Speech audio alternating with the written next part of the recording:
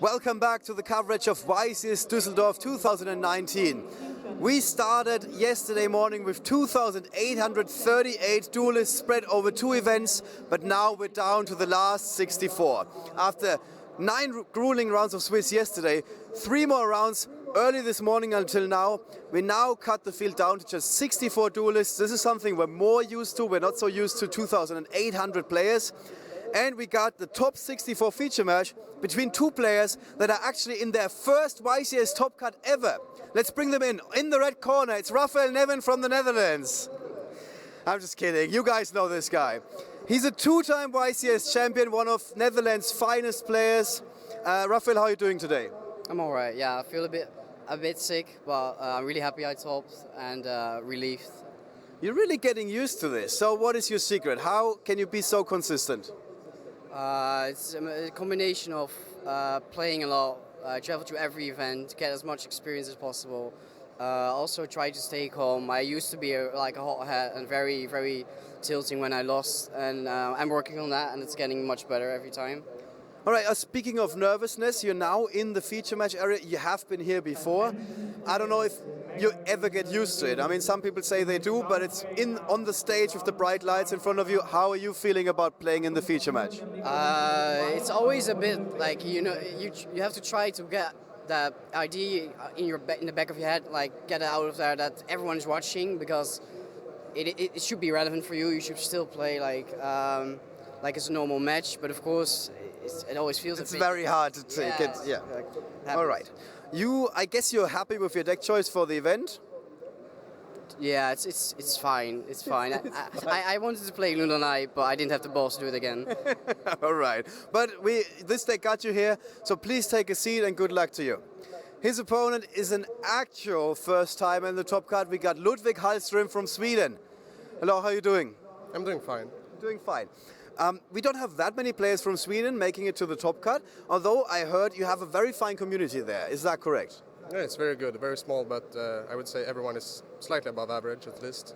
And do you all like bind together? You're traveling to these events together, prepare for them together? Yeah, we play test together, we travel together. There's one more Sweden top cut I play tested with the event for, okay. So you guys are becoming a force to be reckoned with. Yeah. All right. So how happy are you with your preparation, with your deck choice for this event?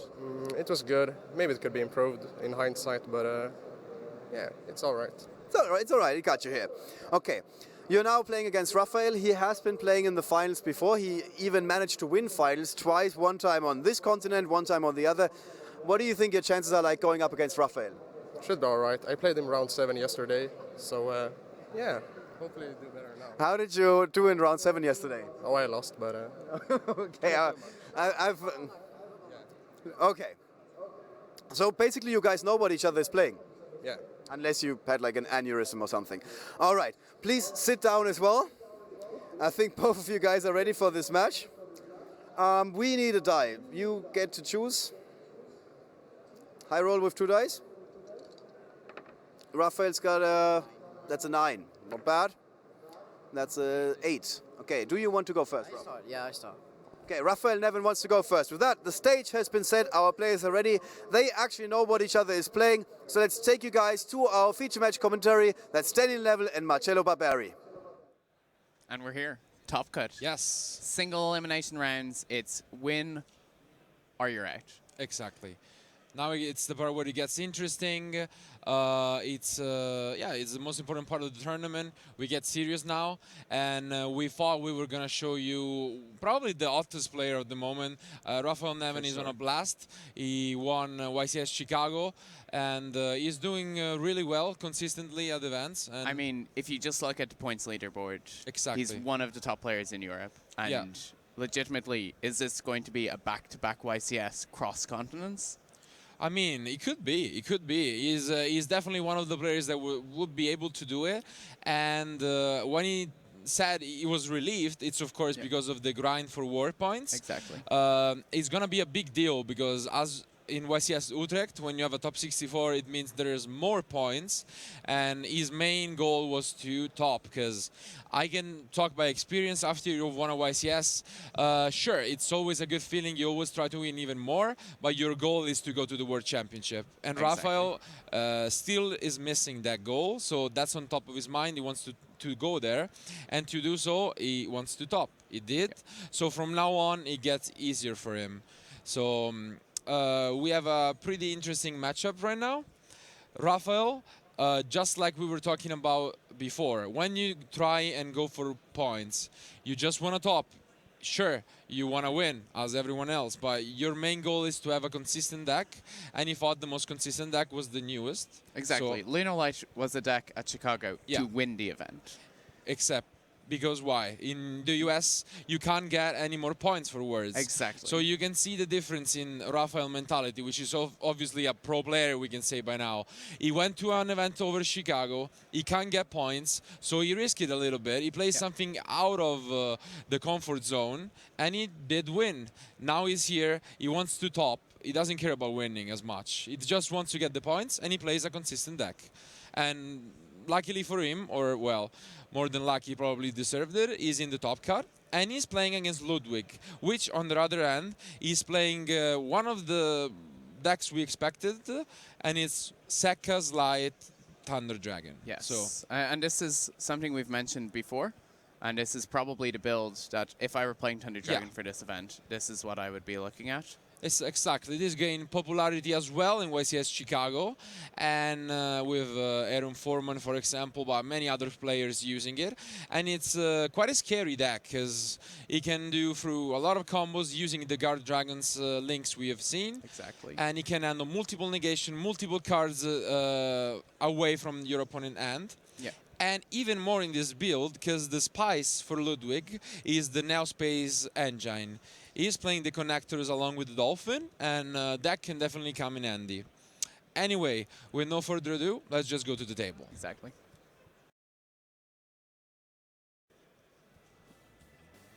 So let's see the hands. So we see impermanence in Raphael's hand, which can be quite relevant here. He is going first, so he'll have Definitely. it.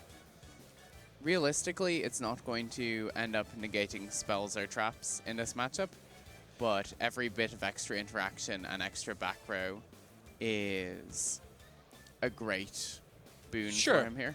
It's definitely, I mean, the really cool thing, I think it is the first time this weekend that we have seen actually Flame Buffalo in his hand. Yes. All the 100%. other builds were using Lady Debug, which is fair enough. He's playing both Debug and Buffalo, so he has Exactly. 5 of these cards in his deck. And yeah, Flame Buffalo is such a cool card.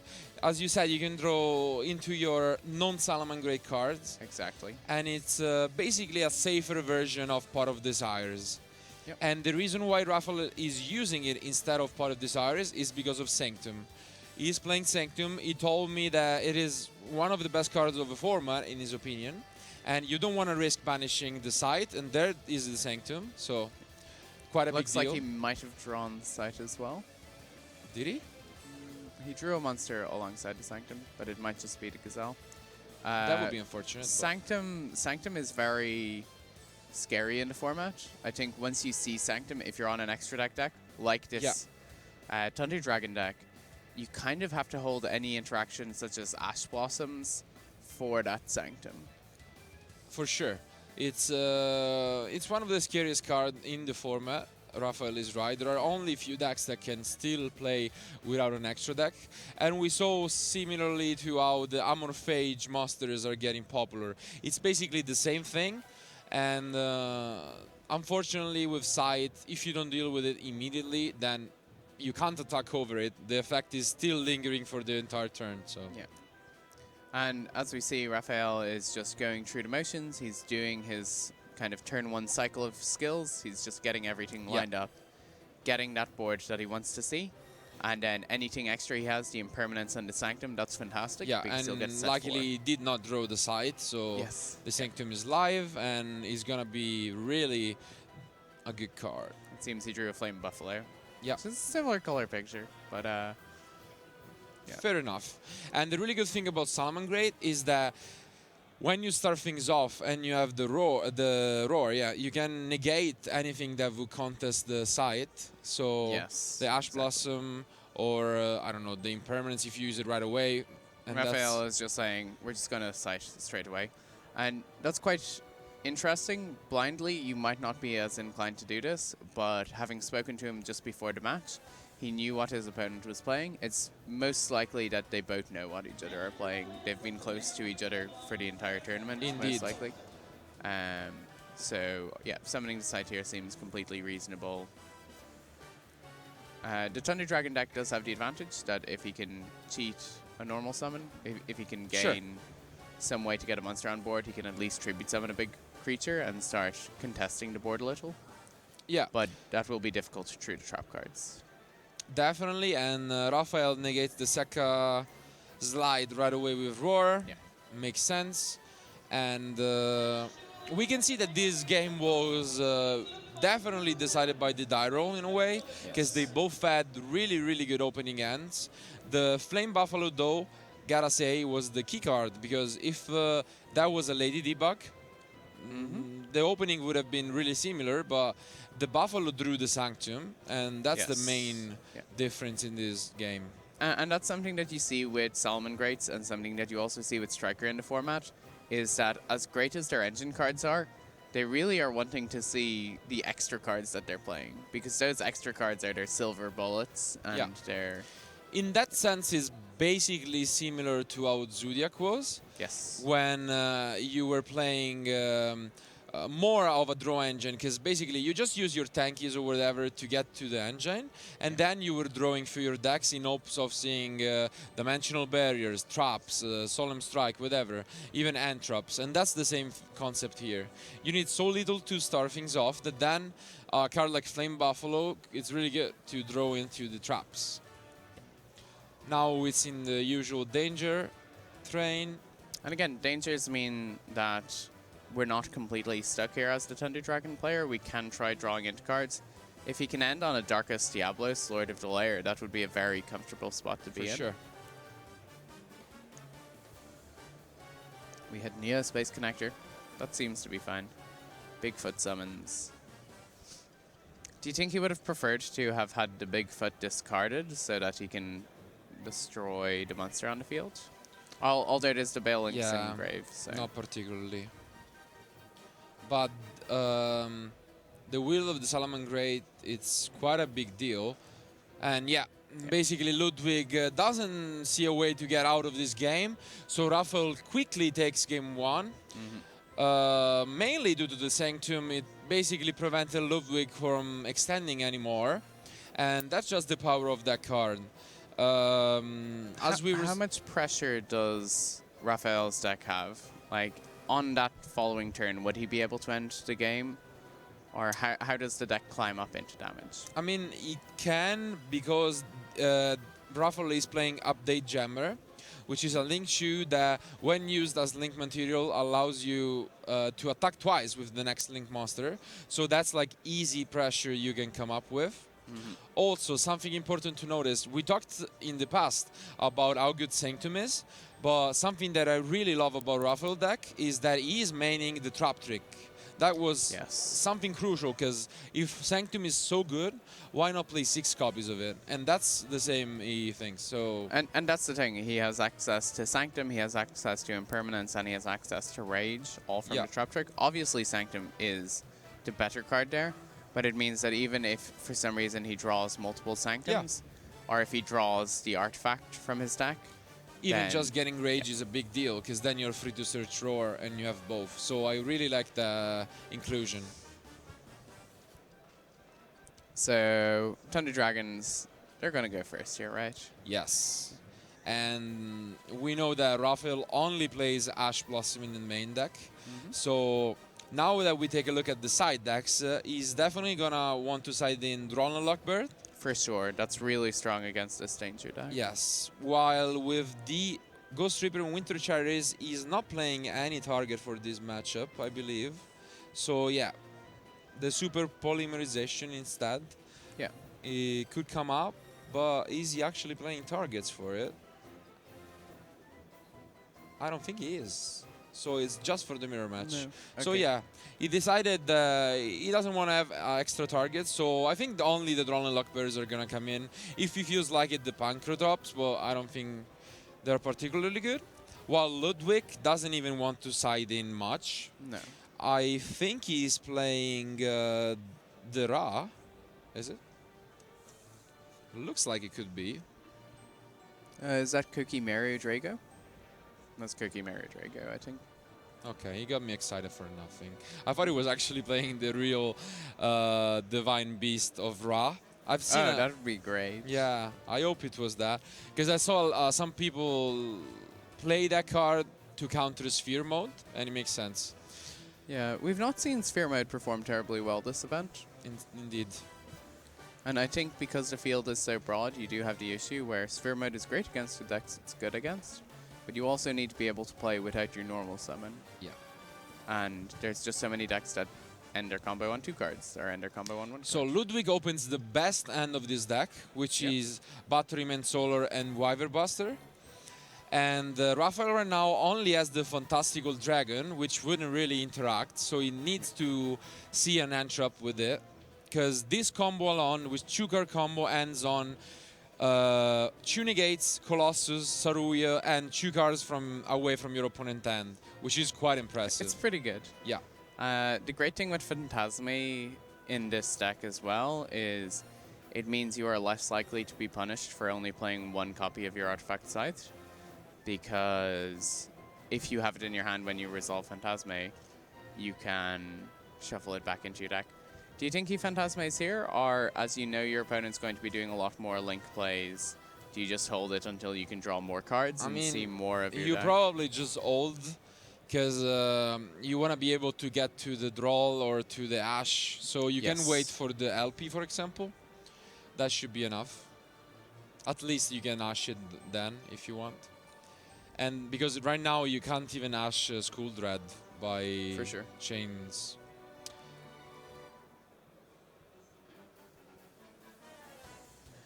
The thing is, though, that Ludwig is also playing the Space Connector engine, so he might even special summon it off Saruya if Fantastical comes down, and I mean the Dolphin if he gets it. And he does see get a it. Darkest Diablos. Diablos is such a polarizing card because there are certain decks which just can't deal with it. Indeed. And again, it's kind of interesting because we have a bunch of tech cards like this that have been bouncing in and out of decks. So like Diablos first came out back, I believe it was March of last year. And, you know, it got tested in the Layer of Darkness deck and in the Layer Infernoid deck. But then it kind of disappeared a little while. And then Strikers came out and it played in Strikers. And then Strikers started to fade. And it's just changed a lot. And now Raphael gets punished for not using Phantasmi, because he did draw into the Dolphin and he can discard it away, and that's a huge deal, because now it's 1 more card discarded, you have no way to prevent your opponent combo, and he will be able to go for the full deal. So yeah, exactly. Huge change. So that hurts a lot.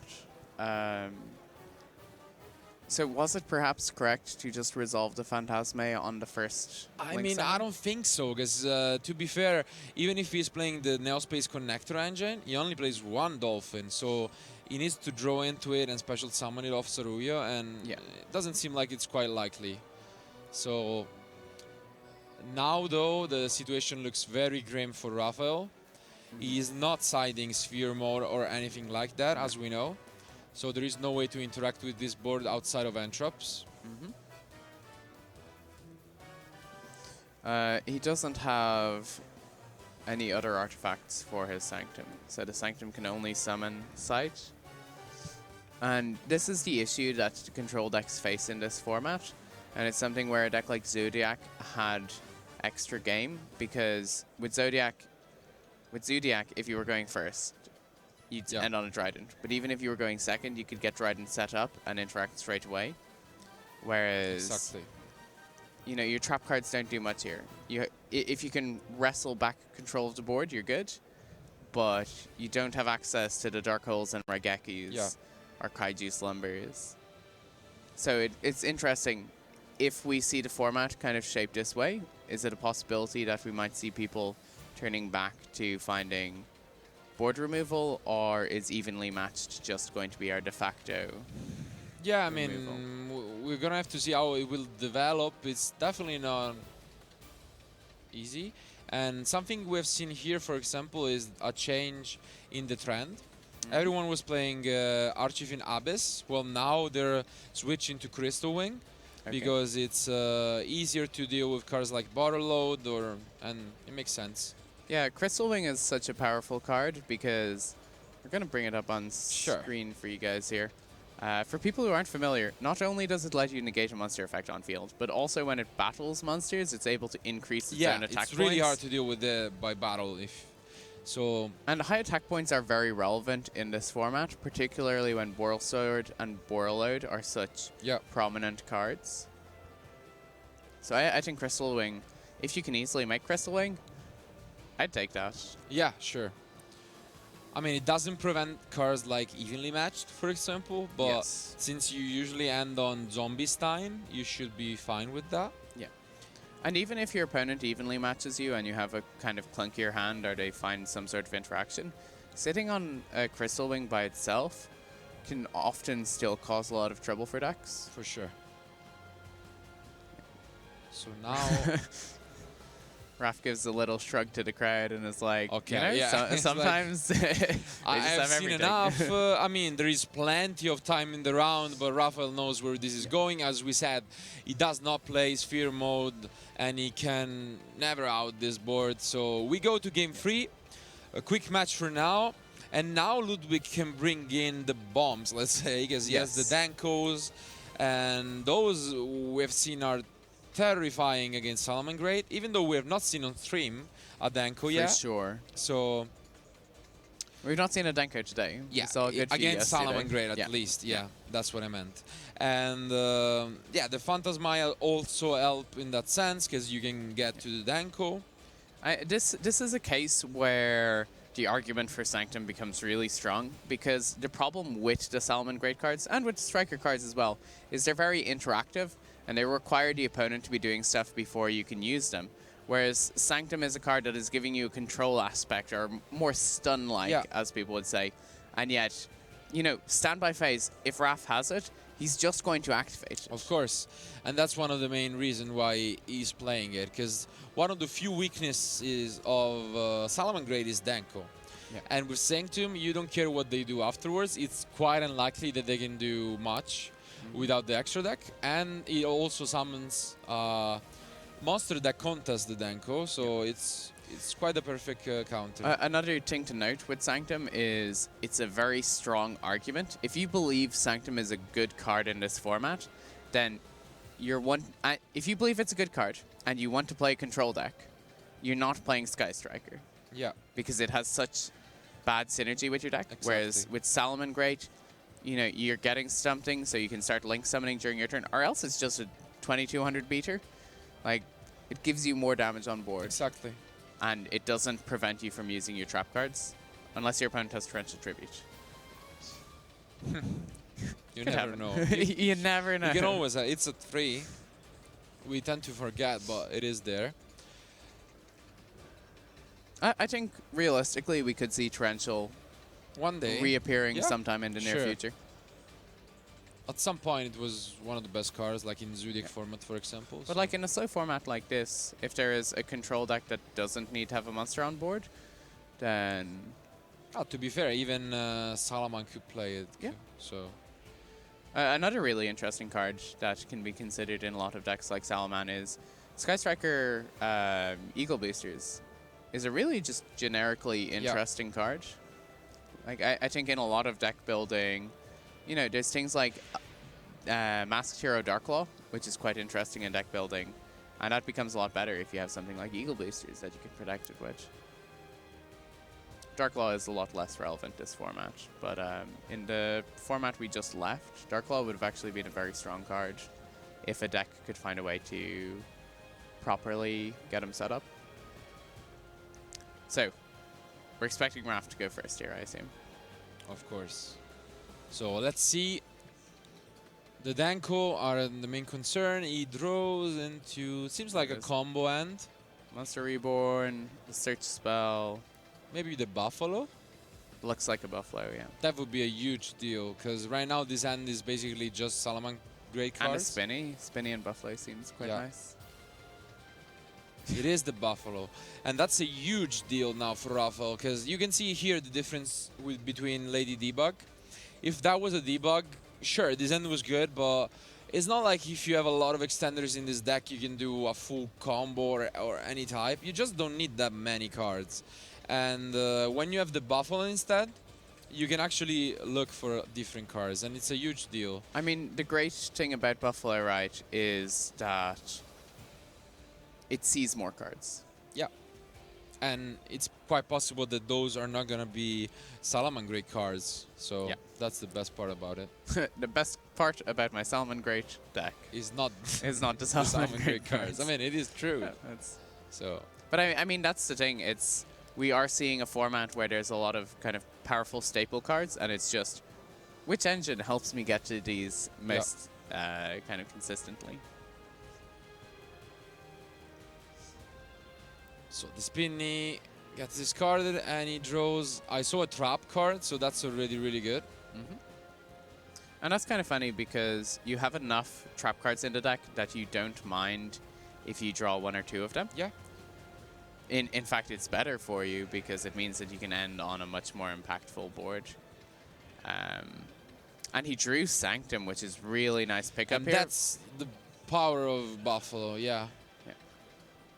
Because it means even if Ludwig draws Denkoseka, it's still going to be in the same scenario.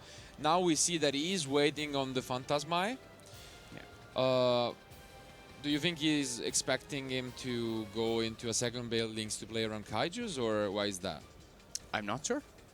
Because he's actually risking it, because if Raphael thinks he's fine, he's not gonna...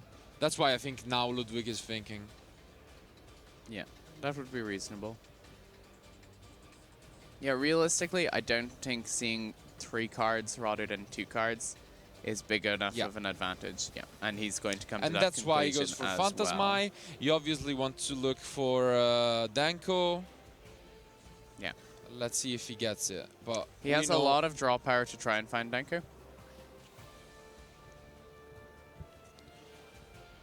He does. He does, but we know that Sanctum is there, so... Yes, exactly. It's not going to matter too much. But Danko and a few dangers can just pop on down and start breaking the board apart. Indeed.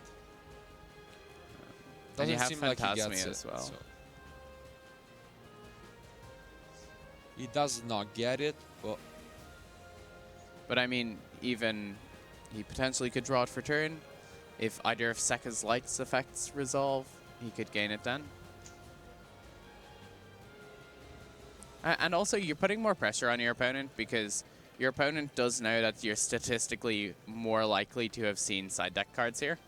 So indeed, this is the sort of scenario where your opponent has to be thinking like, instead of there being, say, like a 30% chance of seeing a Kaiju, he's now got 33% chance. And now he does go for the bailing, so Ludwig could have rolled into it, but it's also a reason why he did see the Phantasmite. So let's see what he picks up. Raphael should be flipping Sanctum. He does. You can see Ludwig smiling a little bit. Yeah, Ludwig does not play Ash Blossom at all. Yeah, he does not. And yeah, so he just has to... this is basically the same as game 1. He needs to find a way. Seka's Light might be negated from Roar, just like in game 1. So we're going to have to see if he finds a way to deal with this board. Yeah. I think realistically, if he can find some way to get into Denkoseka, he's quite favored on this board here, to be honest.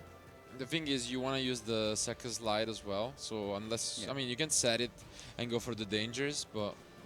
I think we Seka's Light first. Because if we draw Denkoseka, we're just then are you okay with it being negated? That's the thing.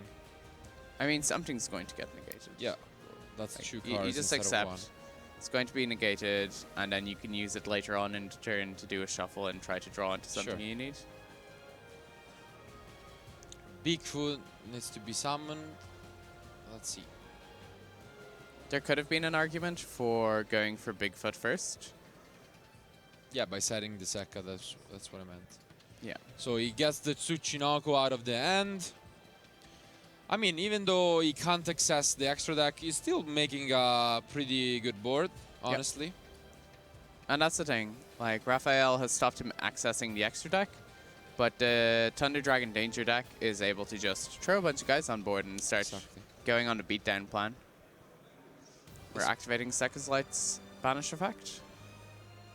Especially if they get to Levianeer somehow. And he's playing 3 copies of Levianeer. So he's putting back Chupacabra, which is kind of understandable. He has no dangers in graveyard, so you don't really want to be discarding Chupacabra, and it's also not a terribly high value monster in this board state. Like, it doesn't contest things well. Gets the Denko, but it's quite late, so... Yes, there is no set card to want to Denko here. I think Denko is still high enough attack that it might be worth considering playing, but it's probably worthwhile just holding it until the next turn.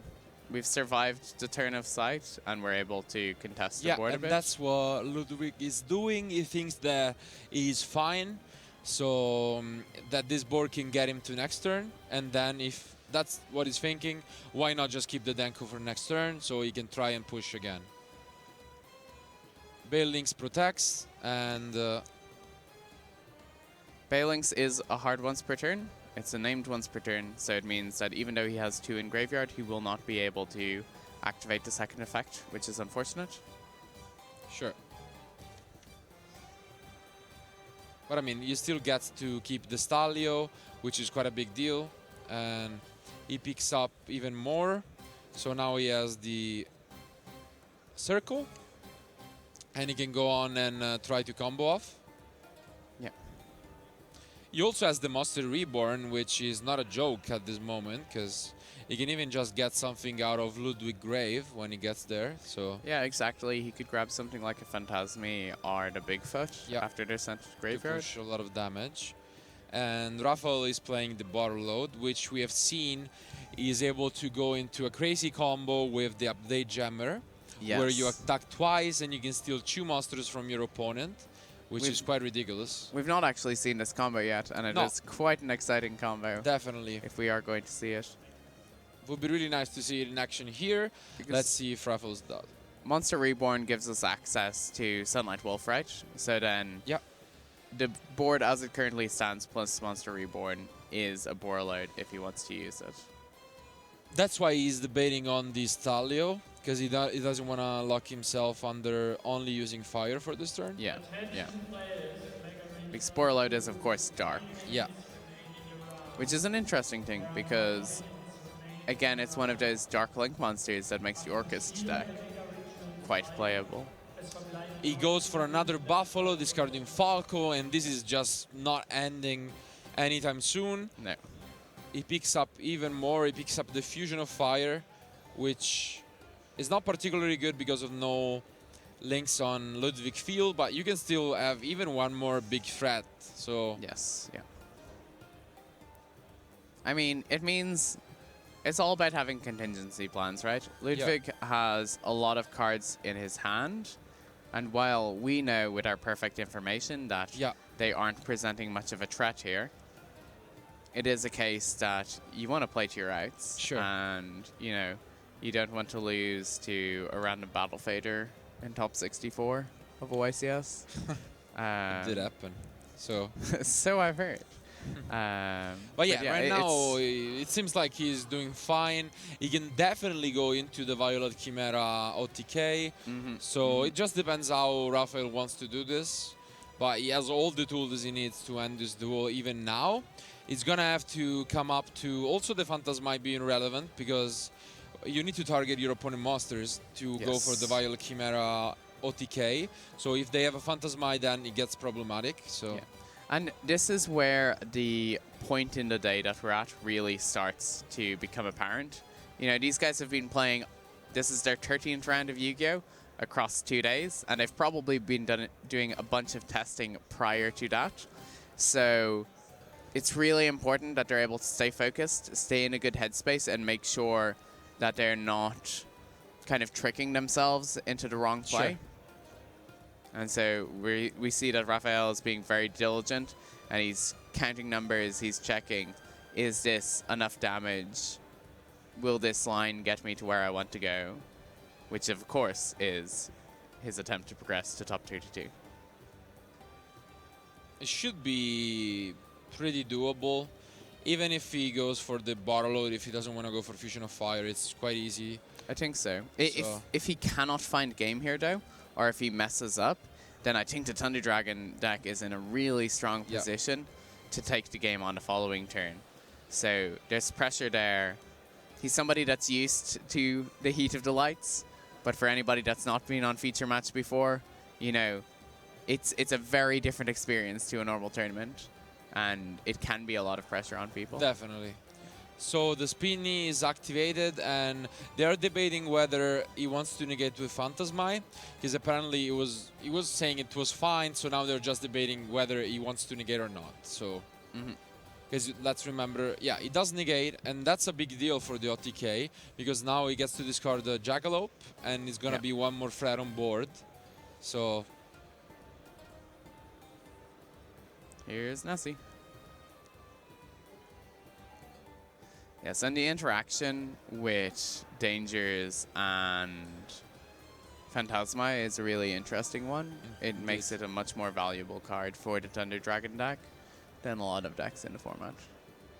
It is already a very good card, but, you know, it's possible that he's able to just hold strong this turn and then can put enough pressure out next turn.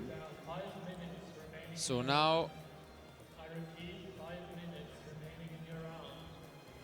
I assume he's checking there to see is Phantasma a once per turn effect, or else checking if it only works for targeting monster cards. yeah, now we get to see the Jaguar. It's just gonna come down to whether he wants to go for the bottle load, double attack play. It doesn't seem bad, to be honest. But the Fusion of Fire is also an option. He literally just can do whatever he wants. Yeah. Usually when you go for the Violet Chimera OTK, you go for It Leo, and then you use the Field Spell on that to summon just another It Leo. So that you can use the effect to change its attack to 0 most likely, if you have an Anthrop, or like to 500 with the Spinny. Yeah. And that's usually enough to have a Chimera that's like 9,000 attacking into a very small monster. So I do like high attack point monsters. yeah, That is a good way to live your life. it seems like that's like something you can go for here. Yeah. Because like Phantasma is once per turn, right? I don't believe so. No? Okay, then that's the issue. That's what they were reading. It could not, might not be. You can only use each effect once per turn. Yeah, so it is once per turn. So now that that's gone, I am wondering if you could just go for that. You of course needs to find a way to have an Link monster he uses for the Chimera, but Yes. once he's free to do that, it should be pretty easy to OTK.